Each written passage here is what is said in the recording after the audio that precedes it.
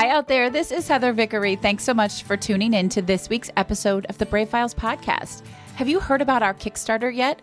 I collaborated with a friend and client, Rachel Swanson, who's a creativity coach, to create a deck of cards to help you manifest and source your next steps. So it's sort of tarot inspired in design, but it's definitely not a tarot card. It's a deck that we created to support business owners, goal getters, creators, and innovators to help them set intention for their work, get creative, think outside the box, manifest their next steps.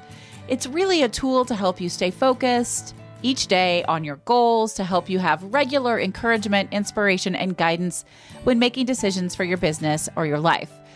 You can do all sorts of things with the cards. You can pull one each day and use it to journal, reflect on your goals, or think about a task or a project in a new, out-of-the-box creative way.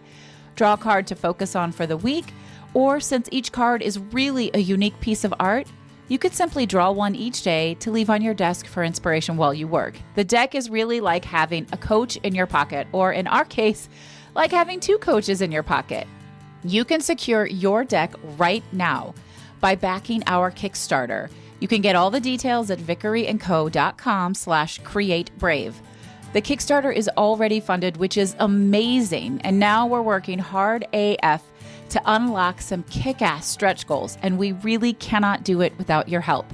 Again, you can go and check them out right now. Secure your deck. The price is the best it will ever be. Get a deck for your whole team or secure some to give away as gifts because they really are beautiful. Get all the details at vickeryandco.com/createbrave. Okay, so today's episode, some people are natural cheerleaders. Have you ever met someone like that? Perhaps that's how you operate, always supporting others, showing up, and being the loudest person in the room to cheer someone else on. But what happens when the loudest cheerleader forgets to support the most important person, themselves? That's what happened with today's guest. Always helping others chase their dreams, Tanya Meessmann woke up one day and realized she wasn't chasing her own dreams. So she set about to do something about it and change it right away. Now she's the founder of Girl-Shaped Flames, an organization that's committed to cultivating the most confident, courageous, and self-assured generation of girls the world has ever seen. Join us as we talk about the trials and tribulation of being a teen, as well as the Herculean task of raising one. This is a fantastic conversation. I absolutely loved it, and I cannot wait to share it with you. So let's get started. Determined, passionate, and fun. This is Heather Vickery, and you're listening to The Brave Files, stories from people living courageously. When we choose bravely in big and small ways, it powerfully elevates our lives. I hope these stories connect with you and encourage you to embrace bravery in every possible way, day after day. Together, we can build a movement of courageous living that enriches both our lives and our communities. And if you enjoy the show, I ask you to please share it with others. Maybe think of someone who you want to choose bravely right alongside you. Thanks for tuning in. Now here's the show. Hi, friends. So excited to have you here with me today because I am talking to Tanya Meessmann, the founder of Girl-Shaped Flames. This is a really incredible organization, and y'all are going to love getting to know her.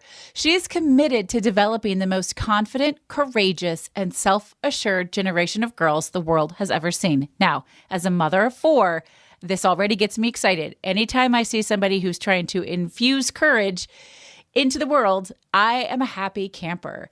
Tanya has worked with over 3,000 teenage girls, their parents, and educators through powerful mentorship, inspiring events, and transformative courses. She specializes in confidence development for high school girls, and I have 2 high schoolers, and high school girls need that kind of love, inspiring unique career pathways and courageous parenting. Welcome to the Brave Files. Heather, thank you so much for having me. It's amazing to be here. Really excited. So you are coming to us from Queensland, Australia, is that right? Yes, I absolutely am. The Sunshine State here in Australia. I love that. I've never been to Queensland. I did spend some time in Sydney. I love Australia. It's on our bucket list to get back and do more of the country. Yeah, Yeah, it's beautiful absolutely. over there. But you were born there. You did a lot of traveling. You sort of took a number of paths to land at this amazing work that you're doing right now. Can you just give us a quick version of how you got here doing this incredible work? Yeah, absolutely. I certainly did not see Girl-Shaped Flames anywhere in my pathway as I went on. I grew up in a very small town in Queensland, about 10,000 people on the coast, called Yeppoon, and I was very career focused. I went and did a degree in business communications and set off on a very ambitious advertising career, which saw me get a lot of success in big ad agencies and big brands like Virgin and Nokia and MasterCard. But along the way, I had always believed in following your passion, and I'd always been the cheerleader for a lot of my friends and colleagues and things, as far as making sure that you do things that you love. And as it turned out, I just wasn't doing what I loved. And so over time, I realized that filmmaking and storytelling was really my passion. And so I broke out of my advertising world, and at the age of 24, I was already living in London at the time, moved to Belfast, and just started meeting people and making connections, and quite quickly got into filmmaking, which then set out my second career. So for 12 years, I was in production and then moved into producing feature films. Then I moved back to Australia, and it was when we were back here that I worked in film for another few years, and we started our family and had our first little son. And we decided to move back to Queensland for the lifestyle. It's beautiful here and sunny, and well, not today, it's actually pouring rain today, but generally it's sunny and beautiful. And when we got back here, I took a job working as head of brand and communications for a set of 3 international baccalaureate high schools. And what that meant was that I was suddenly speaking with a lot of parents and a lot of students, and interestingly, mostly female students, as I was sort of understanding the school and how to promote it. And simultaneously, I had been mentoring a number of girls throughout my career. I naturally became the cheerleader of people, essentially. And so I had these 2 young girls, sort of 20-ish years old, who were struggling in their own way with their confidence and with their self-belief and their determination. And so I all of these components just kind of came together in this moment in time where I was headed off on maternity leave with my second child. I didn't know whether I would go back to that company again, the schools. I had all these parents that I'd been speaking with who were really in desperate need of wanting to help their daughters with this confidence erosion that was happening, and they wanted them to believe in themselves and to try new things and to take risks, and they couldn't understand why they weren't. And I was seeing this in the early 20s as well of the girls that I'd been mentoring professionally. And I honestly, it sounds like a made-up story, but I was sitting in a dog park one day, beautiful sunset amongst the gum trees, and I was hit with this overwhelming need to do something about it. And I'm a real doer. I'm really good when a task needs to be done. I'm a great organizer and logistics person. So suddenly I was like, you know what?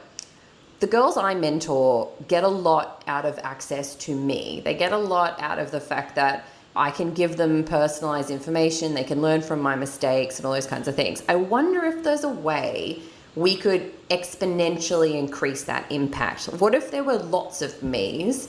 And what if I was the conduit to being able to connect those other amazing women with girls to show them and teach them about, life and determination and getting back up when you fall down and all those kinds of things.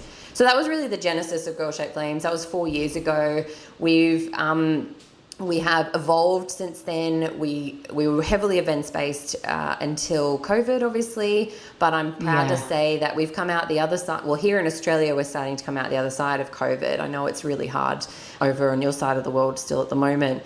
But on the other side, I have managed to salvage our camp. So we have a camp called Camp Courage. Oh, that's great. Yeah. Camp Courage is one of our most popular things we do, which is really important. We managed to develop an online program for parents called Courageous Parenting, where we actually help the parents learn how to raise strong daughters. And then we still go into schools and do lots of, confidence development, rah-rahs. I have one of my best friends is Kai Fano, who is the leading female Hollywood stunt artist, did X-Men and Avengers and all that. Oh, cool. My daughters probably know who she is. Yeah, so she and I do lots of schools events, and she comes and does camp with me and stuff. So we've managed to come out the other side of COVID, or at least where we are right now, still being able to fly. Well, we talk about fanning the flames in the belly. So, every girl has a fire in her belly, and we're here to fan those flames. And I'm quite proud to say that we're still here, we're still standing, even after everything we've been through. It's amazing. And I love how it just sort of came to you organically as someone who's a natural mentor, because as women, I think it's taken us a really long time. And I actually think there's still a long way to go for all women to embrace that we can help others faster, that there's room at the top for everybody, that we don't have to make it hard for them just because it was hard for us, kind of thing. And it's a total mind shift. And as the parent, as I mentioned before, of 4 daughters, and 2 of which are teenagers and are in high school, but even with my little ones, I had to laugh when you said, helping parents learn to raise these. Yep. What was the word you used? The word actually made me laugh, because it wasn't courageous daughters, but mainly confident and self-belief daughters. Maybe just confident daughters. But I have to laugh because I do think that we do that, but it's like sometimes you're like, okay, could you just be a little less confident? Yeah. Right? Could you not tell me exactly how you feel about this right now? Because I just need you to put your shoes on so we can. Yeah. Oh, yeah. And we get that too. We get parents coming in being a bit like, she's fine. I need the help. I need to know how I'm supposed to navigate this confidence. I mean, we raise them to be emotionally intelligent and aware, and then they throw back things like, well, when you ask me to do that, it makes me feel like you don't value me. And I'm like, oh my God. I know. And you know what? And it's one of those moments that we validate, and we're like, yep, it's very frustrating when they do that. But secretly, but it's wonderful. I just do such a happy dance when I hear stuff like that, because I just think she's going to be fine. She's going to do great things. If you can hold on tight for this ride, she's going to be amazing.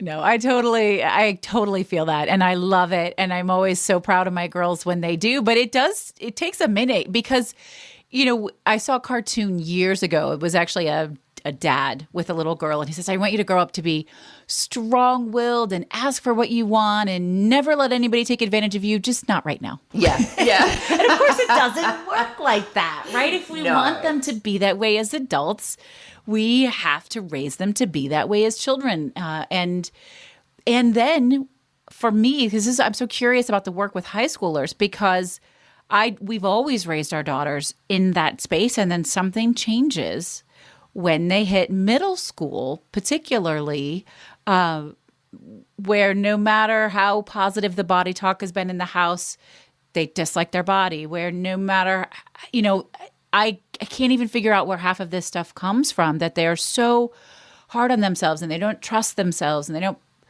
they're not willing to ask for help. Like all of a sudden there's a fault in that when that's never been the case. So is there, I mean, I don't know what kind of research you have on it, or like, why does that happen? Do you know? Yeah, well, it's interesting. Everything that you have just listed off is elements of what we teach in our Courageous Parenting program, because I partnered with a friend of mine who is a neuroscientist and a counselor.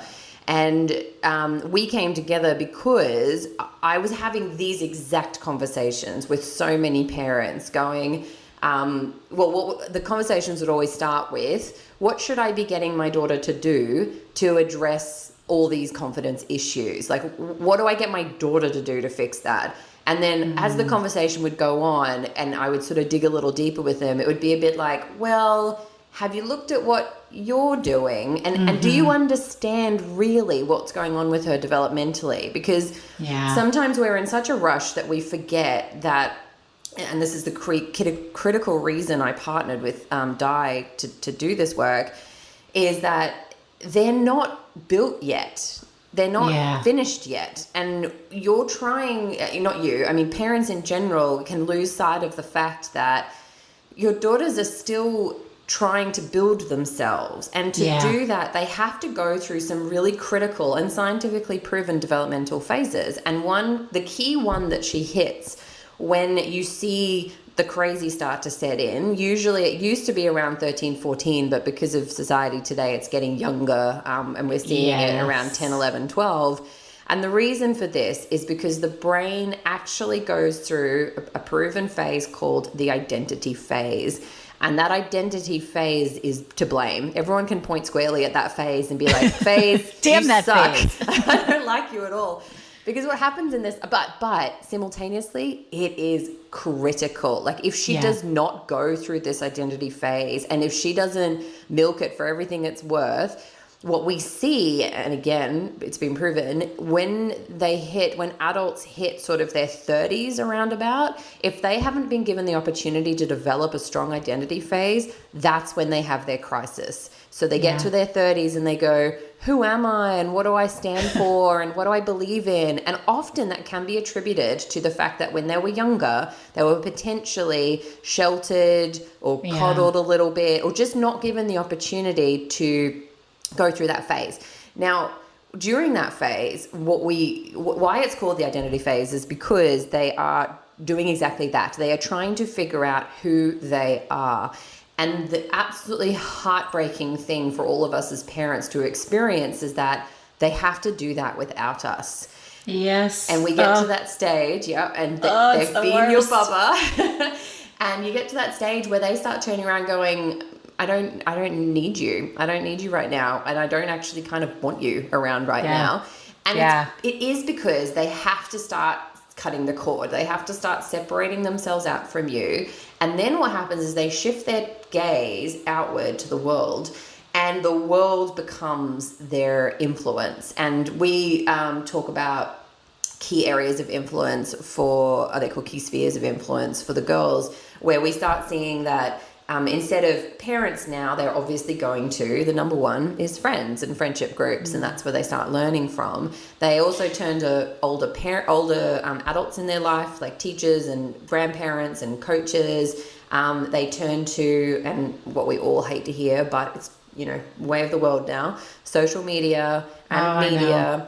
And now these are all of the influences that are going to help shape her as she grows, which is terrifying because we don't have control over any of them.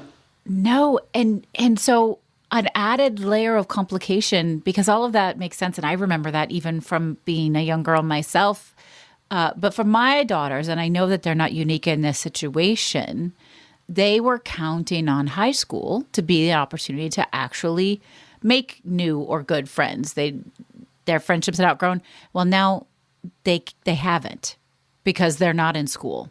They're in remote learning school, and they're here, and all they do is think that everybody's constantly watching them on Zoom and focused on whether or not they have a zit or whatever. I mean, the anxiety is outrageous, and they're not making friendships. They're literally just getting through each day. It's like so much more complicated now than it even was 2 years ago. Yeah, absolutely. I mean, the social connection plays an incredibly important role in their development. And once we take that away, and it's very difficult to replicate it, there are some concerns around how is that going to work. I would say, though, that they are more resilient than sometimes we give them credit for. I appreciate that. And we're in a moment of time. I know this moment is going on for a very long time, and we don't know when it's going to end, but it will end at some point. And at that point in time, they're quite resilient in that they do get back into things. And I guess we can probably give you almost a 6 month ahead forecast here from Australia, because we didn't have anywhere near the amount of lockdowns and solitude that the rest of the world is experiencing. And so I've watched the girls go through their solitude and lockdown and then come out the other side. They come out nervous, anxious, stressed, worried about what everyone thinks, thinking all their friends have left them. But some of them actually come out with a little bit more renewed understanding of themselves. They come out with a renewed appreciation of who are the good people in their life and who aren't. And I love that. they get back in the horse pretty quickly. Once they get face to face with kids again, it might take a week or 2 weeks or 3 weeks, but they do get back into the habit of connecting and seeing who has similar likes and values and dislikes and things. And they do get back into it. So I guess my biggest tip that I gave all of our parents while we were in lockdown was it is about facilitating the connections, the good and healthy connections with friends that you know are good and healthy for your daughter, facilitating those. And it means you might need to back up a little bit on your screen time restrictions and stuff, because she might need to be on video with them a little bit more frequently. Yeah, for sure. And also making sure that the connection within the family stays strong. So do activities with them. I know it's hard. Everyone's trying to juggle everything and it's exhausting, but making sure that she feels seen and appreciated once a day, even if it's just 10 minutes, so that she can stay connected with the family, and that gives her a sense of belonging and a sense of acceptance. And then also giving, look, it's an tried and true method from when kids are little, but give them distractions as far as projects and activities. So projects are a great idea. If you come up with a project where you're like, you want to save the dolphins? Right now we have the internet. So let's put together a project where we're going to talk about what could be an initiative to save the dolphins. And let's watch a documentary on saving dolphins, or just give them a focus that can buy you some time while we wait for all of this to pass. I love that. Distraction is always the winner, isn't it? Yeah. Good go-to strategy. It is. Yeah. In our house, we have had a general rule. Now, my two little ones are in hybrid schools. They go in person for a few hours every morning, and then they're remote in the afternoon. But we've had a general rule that there are no screen time limits if you are engaging with an actual live human on the other side. So not playing video games where there are other people playing video games and you don't actually know them and you're in a chat box, but you're on Zoom or whatever and you're having a conversation. And I did see particularly my third daughter, who's 11 now, but last summer when she was still 10, she was doing amazingly creative things with her friends. They would co-write books. One would write the story and the other would author, or they would say, amazing. Or not illustrate, not author. Or they would say, oh, let's both draw a robot and then compare them or whatever, right? Yes. And so they were very, very inventive. And, you know, boredom is the best form of invention. At some point, we get creative. Absolutely. We find a way. For this generation, it's critical. I mean, we didn't have a choice when we were growing up because there just wasn't as much stimuli around. But now it's actually critical for their, again, Di talks to this better than I do, but for their brain development, they actually do need that non-stimulated time so the brain can continue mapping its neurological pathways and teach them how to think for themselves and think out the box and get creative. So on the one hand, while I recommend providing them distractions, on the other hand as well, make sure that you back off a little bit and as you've seen yourself, with your daughters, where they pick up the reins themselves and go, okay, maybe I can figure this out myself. And that's one of the best life skills you can teach your daughter, is to start just taking ownership of her own time and her own activities. Yeah, absolutely. I get the same third daughter, actually just today, just wasn't feeling up to par. She's not sick. She doesn't have COVID or anything, but I didn't send her to morning hybrid school, which means she didn't have school, right? Because there's nothing. And I said, listen, if you're telling me you feel poorly, you can stay home, but you will not do anything that has to be plugged in at any point. And her eyeballs popped out of her head. And she literally, it was hilarious. She literally laid on the couch and played with the dog for 3.5 hours. She did nothing at all. Well, that's not true. Then she goes, Mommy, I really want something to do. And I said, well, you were supposed to clean the bathroom yesterday. She's like, okay, fine, I'll go clean the bathroom. And 10 minutes later, after a really shoddy job, the bathroom was clean. But part of me was like, I can't believe, like, there's a whole house full of stuff that you're not going to find something to do. And then I thought, maybe she just needed 3 hours of nothing, because I certainly do sometimes. Yeah, you're absolutely right. I think she had hit her stimulus limit. and her brain just needed to shut down for a bit. And, you know, pets and that tactile interaction are really good circuit breakers and pattern interrupters, where she can sit there and have that tactile feeling on her fingers and play, and there's no expectation from the dog. You know, she's just there playing. I think that would have been amazing for her. Yeah, I think it worked out just fine. She was a little peeved at me when I said nothing electronic, but in the end, you know, we all survived it. So I'm really curious. I love that you're doing camp in person and your parents' stuff. Do you only work with girls and their families in Australia, or is this a global initiative for you? So our in-person events are just in Australia. I haven't quite managed to go global yet. COVID has interrupted those plans, but that's why we spent a lot of last year bringing a number of our things online. So the Courageous Parenting program was really born out of the fact that I couldn't actually be speaking to the parents before and after events like I normally do. So that is an online program. We're currently in the middle of a cohort right now, but we have them a few times a year. And that's a 9-week intensive where we actually do weekly calls, and we have a Facebook group, plus there's a very comprehensive program that goes with that.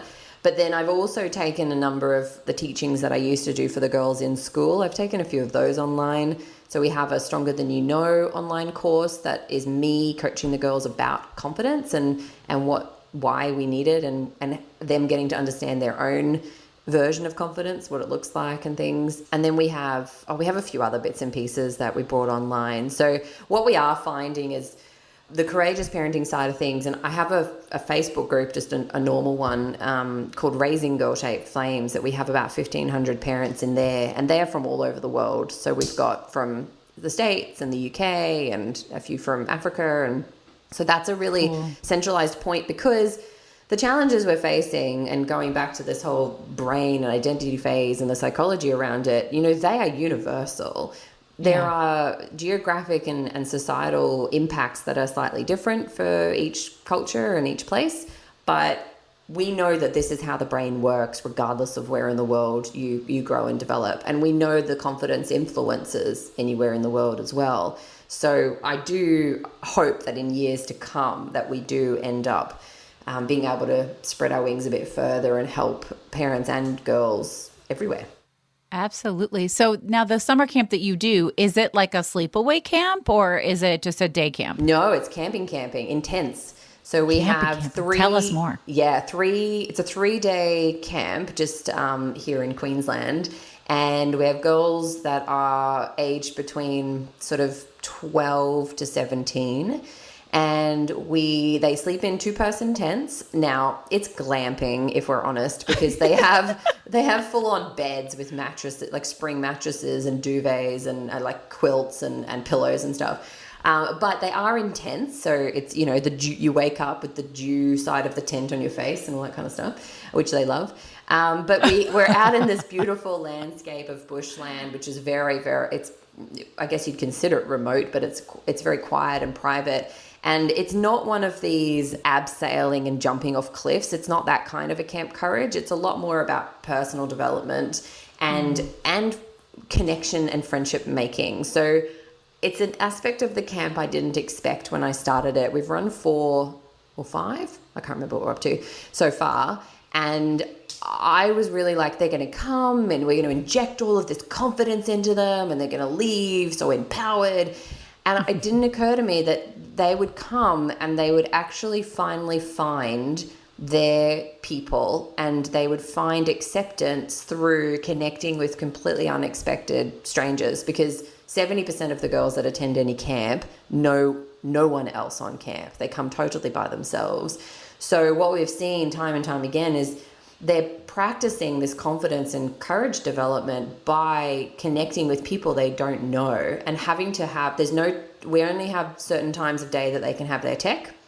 So they really do have to actually speak to each other and make friends and make connections. And it is some of the best confidence development, because they get to really be themselves. And I have seen girls come into camp who they start by trying to keep on the facade that we all put on when we're trying to be a certain type of person that they all put on when they're at school.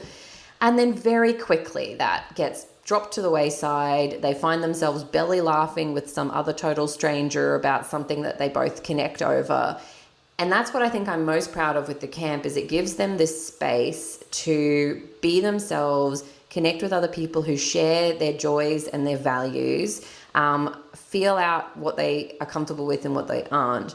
And we've got ridiculous rates as far as feedback goes. I think we're up to something like 96% of girls leave the camp having got out of the camp what they came to achieve. Wow. And really so much of that is about giving them equal parts space to do what they need without being sort of forced into everything all the time, but also pushing them a bit. So we take them on a big hike up a hill and they don't know how big the hill is and they don't know how long it's going to go for. They have to just do it. We have lots of other sort of getting out of your comfort zone activities, and it pushes them in a way that is achievable for them to be pushed. And they come back, and I have many parents reaching out to me afterwards just saying, you know, what did you do to my daughter? She's in just 3 days. Yeah, she's come back this other person. And we actually have, we only take 40 girls at a time. And I think 10 of the girls coming to the next camp are all from the last camp because they had such a great time. Wow. And we've had girls come to multiple camps, and every time they grow more and more and more. And you see them flourishing into the people that they are destined to become. And that is my greatest joy. Like the camps are my greatest joy of what we do. Oh my gosh. I'll bet it is. When do you hold the camp? We do it, at the moment it's twice a year. So we do it in January and then again in the June, July. We have a June, July break here over the holidays. So right. Yeah, so at the moment it's twice a year, but we are looking to, in future years, I want to expand it so we have it more frequently. Absolutely. I love it. To my absolute delight, we have a pretty large listenership in Australia. So, yes. Get everyone, your daughter signed up for this amazing, amazing camp. I love what you're doing. This is a really unusual interview. For those of you who listen regularly, you know that we haven't really necessarily focused on Tanya's journey, but what you're doing is so crucial and so important. And I believe that it is brave to embrace it because it has such a tremendous impact. Do you feel like this work is brave work? Oh, yes. And I mean, as far as my personal experience, you know, I'd never run my own business. I had never really properly worked with young people. I'd always mentored older people, sort of young adults. I had never had to navigate the school system. I've never run camps before. I've never been responsible for the mental health and well-being of so many people at one time. It's a lot of learning, my friend. Yeah, there's been a lot of me having to get out of my comfort zone. And at times I have been incredibly tested to see where my own confidence and self-belief limits lie. And I'm just very, very, very lucky that I have been surrounded by an incredible group a growing group of people who see what Girl Shaped Flames is trying to achieve, share my belief and my vision in it, and unequivocally come and say, how can I help? How can I support? What do you need? And it's at the times where I've felt myself wavering, thinking, I can't do this, or I'm out of my depth, or no one really wants this stuff. It's those people who rise up, and they're predominantly women. And my husband, who's a fantastic support, but they do rise up. And you were saying right at the beginning about, you know, teaching and helping women understand the importance of what impact you helping another woman can have. Mm-hmm. I mean, Girl Shaped Flames is absolute testament to that, because it would never have grown to the size that it is or impacted as many girls' lives and parents' lives as it has without the support I have had from other women who have helped make it what it is. So there has been a lot of bravery required and a lot of courage drawn upon. Yeah. Oh my gosh. But I'm super proud of where we've ended up. You should be. I absolutely see this being a global thing for you. When you head out Chicago way, I hope that I get to be involved because I love it so much. I ask every guest who comes on this show how they like to celebrate. And I'm going to ask you that. I want to know that. But I wonder, is there an element of celebration in any of the work that you're doing, particularly the camps or when you're working with parents? Is celebration something that comes up? Yeah, yes. At camp, well, it feels like one big celebration of how amazing the girls are, but at camp we have a ritual a tradition, I guess I'd rather say, that we do at the end of every camp, where we have strips of cord that we stand in a big circle. So there's about 40 or 45 of us in a big circle out on this beautiful green landscape at the camp. And we give each girl a courage cord. And then they have to pick someone in the circle. They have to cross across the circle to that person and tie it on that person's wrist. And as they do that, they look them in the eye and they say, "You've got this." And then that person goes to the next, and then the next, and the next. And you see girls, that's our moment of celebrating each other, celebrating how far each individual girl has gone. And for Kai and I, who host the camp, that's our moment where we get to step back and look at all these girls and just think, this is incredible how far they have come in 3 short days. So that's our moment of celebration, I believe, when we do camp. And then I would say the moments of celebration with the parents are, we tried through our Courageous Parenting program, we have a Success Sunday where we try to encourage all the parents every week to be celebrating something that worked or some little progress they have made in their relationship with their daughter or in their own confidence of their own parenting skills. So I think it's incredibly important that we do stop and celebrate moments, because we have to recognize how far we're all going as we go. Yes. I think it's critical. Yeah.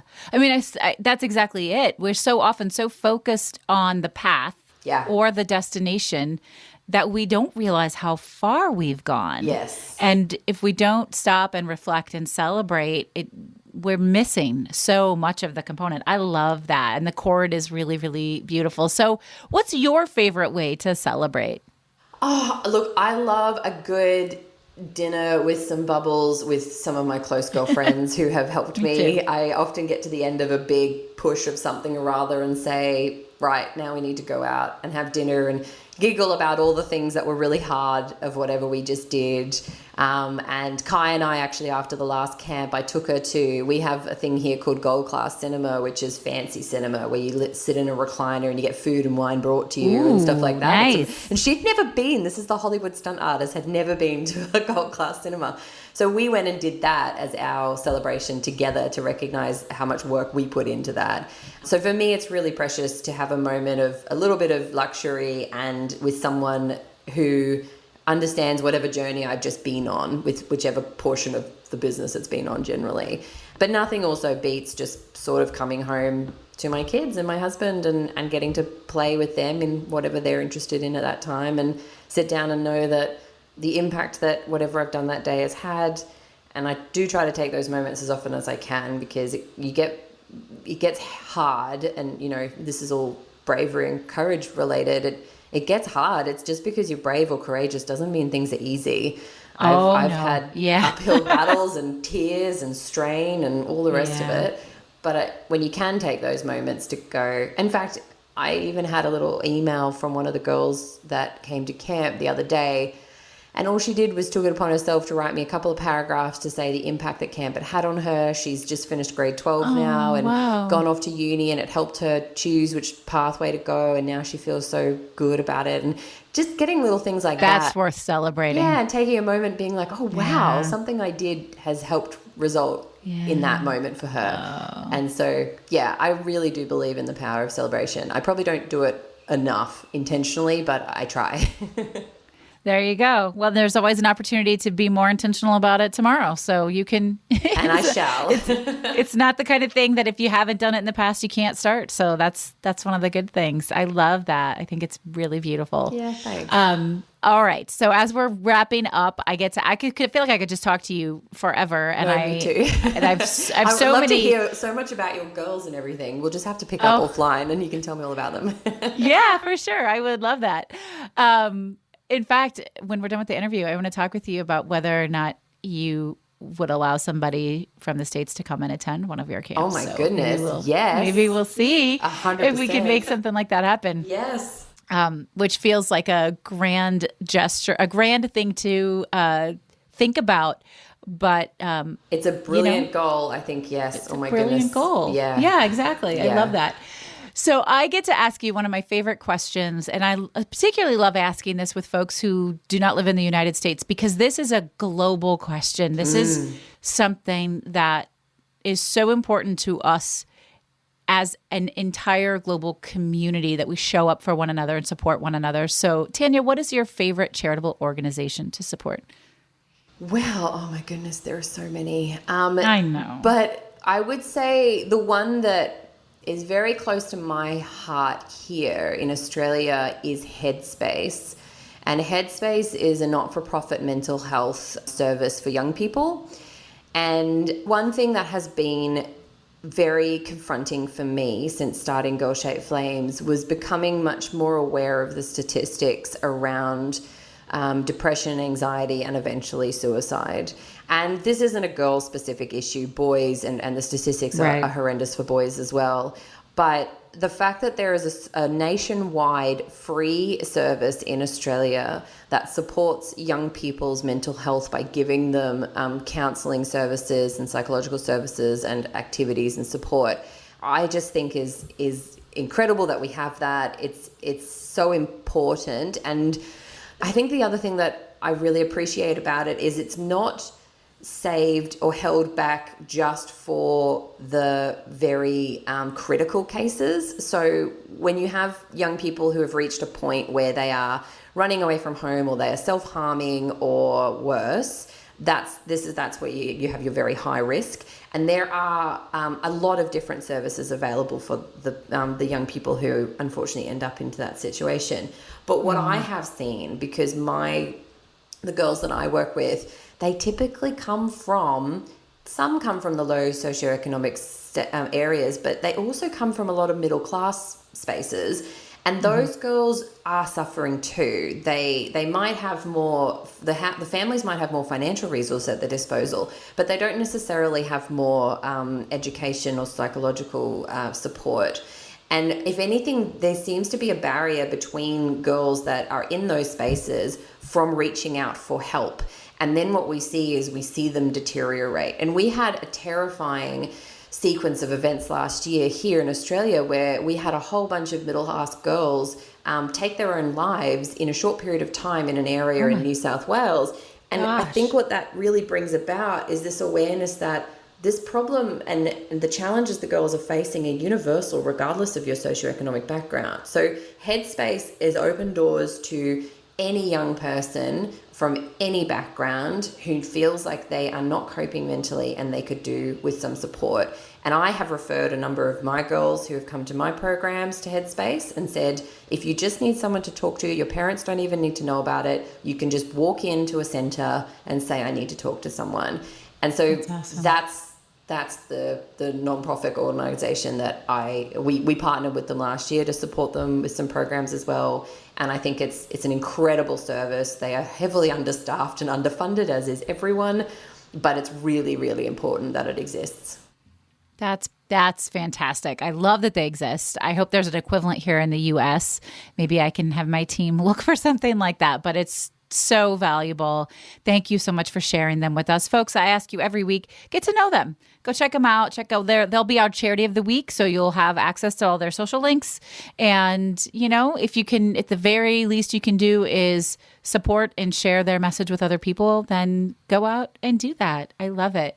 Tanya, will you share your 3 words with us one last time? Absolutely. I think everyone's probably gotten the sense now that determined, passionate, and fun.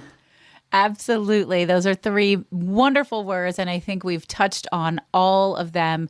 You are most certainly determined. You could not be pulling off what you're pulling off without some serious determination and passion and making it a lot of fun. So this has been fantastic. Thank you so much for joining us and sharing Girl Shaped Flames with us, and tell folks how they can connect with you if they want to. Yeah, thank you, Heather. Thank you so much for having me. And thank you for doing this, what you do, because the more confidence and courage that can be encouraged around the world and bravery, the better we're all going to be. So thank you.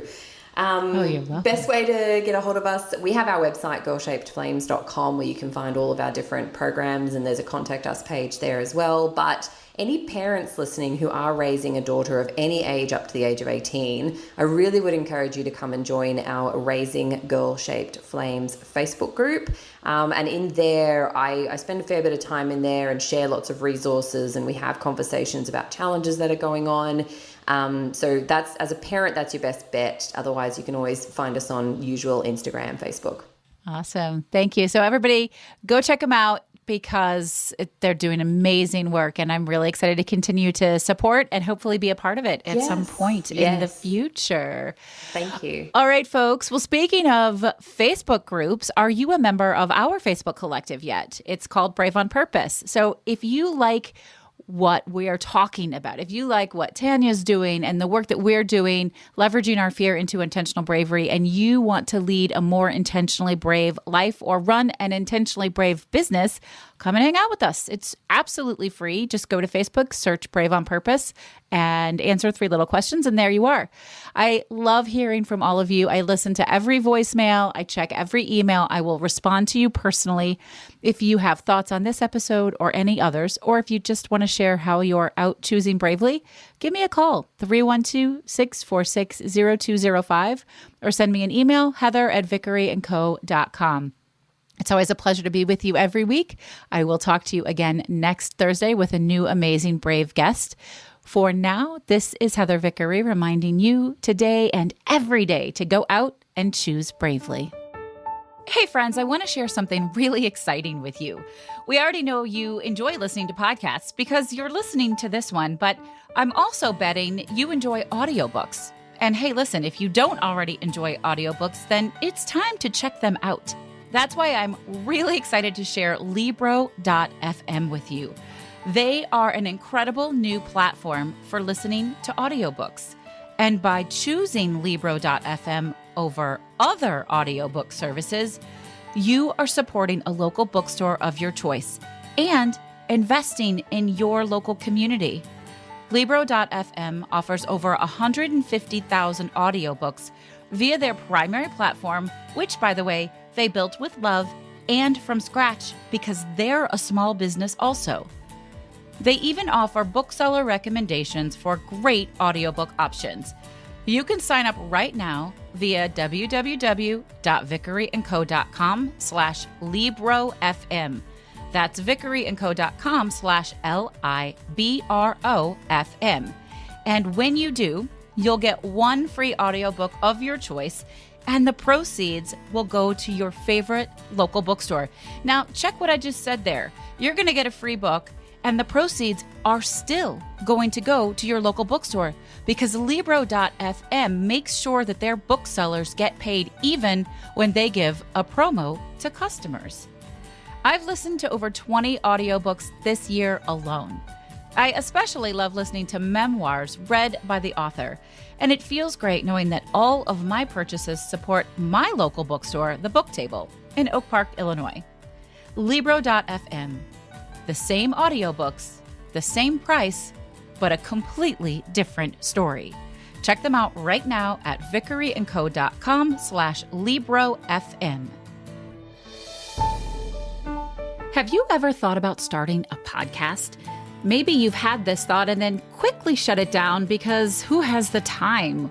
Or you don't know how, or gosh, it just all seems too hard. If you have something to share with the world, we want to encourage you to get your message out. The world needs to hear it. Did you know that 50% of all homes are podcast fans?